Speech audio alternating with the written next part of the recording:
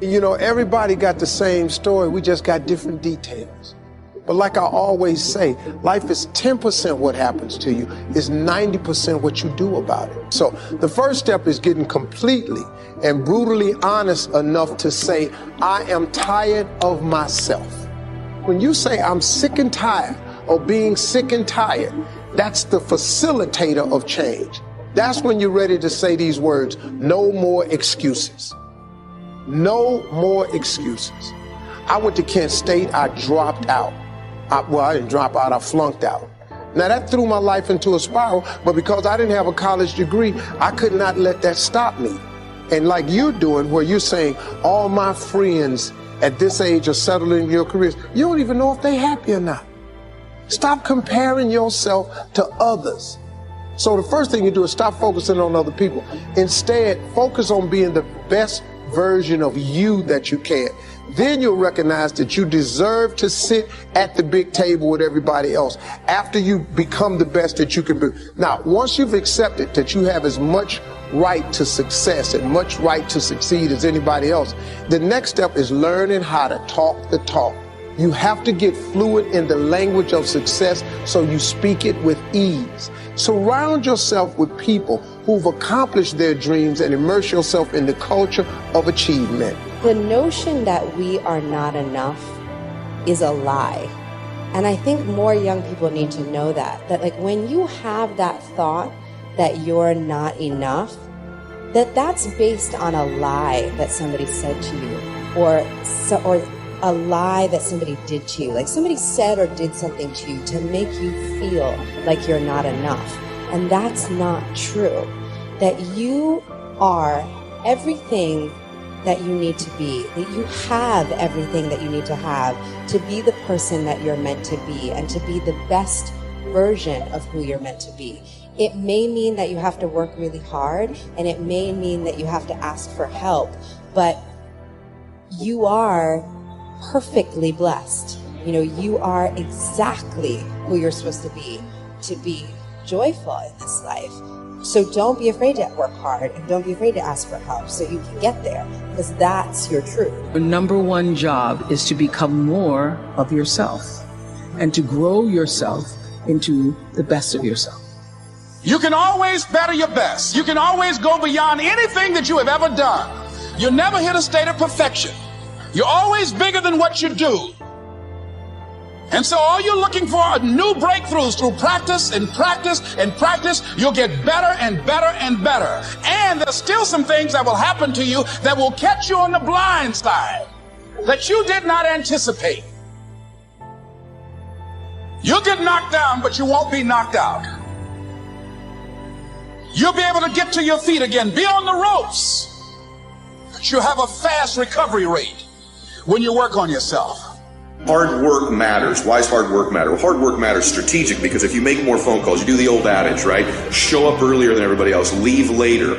But there's something more deep about that. Yes, making more phone calls, seeing more people, being more active, being busier, putting in more hours into something always gives you a strategic chance to be more successful in others because you've increased your odds. You've talked to more people, you're more likely to get more prospects, you're more likely to get more clients or recruits or candidates for your business. So yes, strategically that increases your chances, but something powerful happens when you do things other people aren't willing to do.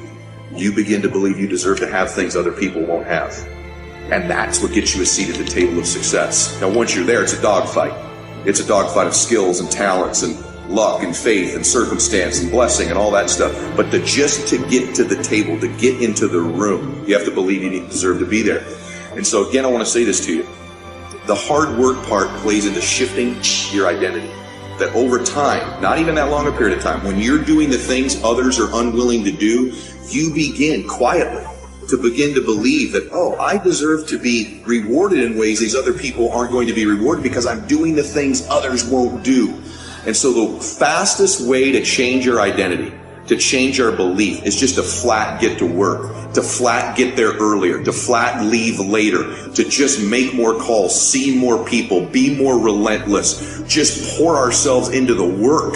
Because actually the hard work can, in reverse, impact our identity. And that's what begins to happen. When you start to do those things they won't do, you begin quietly to change your belief. That you begin to believe, oh, I deserve to sit at the table with these other people who do the things other people aren't willing to do. All right, now, here's what I want to do. I want to share with you how you can begin to make this your decade.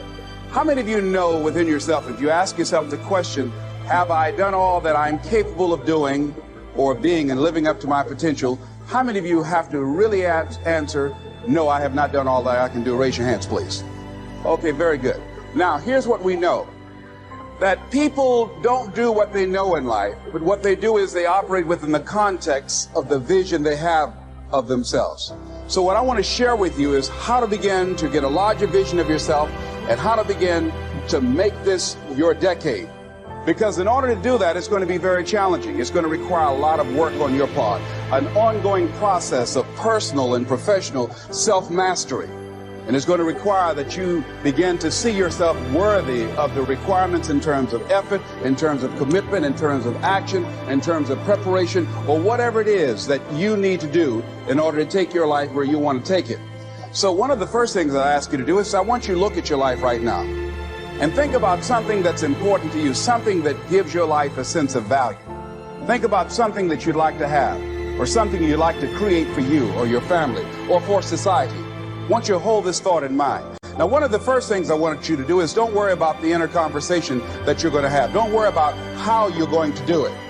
That's going to come. You're going to develop a plan of action. You will find the way. You'll become the kind of person that can attract the people, the resources, and everything you need in order to make that become reality. I was born in Liberty City on a floor on 62nd Street, a twin brother and me. When we were 6 weeks of age, we were adopted. When I was in 5th grade, I was identified as EMR, labeled educable mentally retarded, and put back from the 5th grade into the 4th grade and stayed in that category until I got out of high school. I have no college training, but here's what happened. I had an intervention in my life. A man who saw something in me at a time that I did not see something in myself. I never forget being in his class one day waiting on a friend of mine who was there to rehearse for a play. He did not show up. And he asked me to go up to the board and write something on the board. And I said, I can't do that, sir. He said, why not? I said, well, I'm in a special education class. He said, what do you mean? I said, go up to the board and write what I'm about to tell you. I said, I can't do that, sir. Why not? I'm educable mentally retarded. And he came from behind his desk. He said, don't ever say that again. Someone's opinion of you does not have to become your reality. And that changed my life. It was Oliver Wendell Holmes who said that once a person's mind is expanded with an idea or a concept, it can never be satisfied to going back to where it was. So some of you are going to experience a breakthrough. Some of you are going to go back and look at your dreams and brush them off. Some of you are going to begin to look at yourself and say, hey, look here, I know I have not done all that I can do. Whatever goal that you have in mind, I want that to be a goal that will challenge you, something that will make you stretch. It was Osborne who said, unless you attempt to do something beyond that which you've already mastered, you will never grow. What is it that you looked at some point in time and you decided that you couldn't do it, that you talked yourself out of it? Whatever it is, bring it back out there. How you're going to do it, that will come to you in due time. So you don't get in life what you want, ladies and gentlemen. You get in life what you are, not what you want. You see, the good news is that we can always become more by working to develop ourselves. So the first process of making this your decade, you've got to begin to take a look at your life and look at where are you right now? What are your strengths? What are your weaknesses? What gives your life a sense of fulfillment, a sense of joy? What does a full, rich life means to you? What is it that you could love doing 7 days a week that'll bring a smile to your face?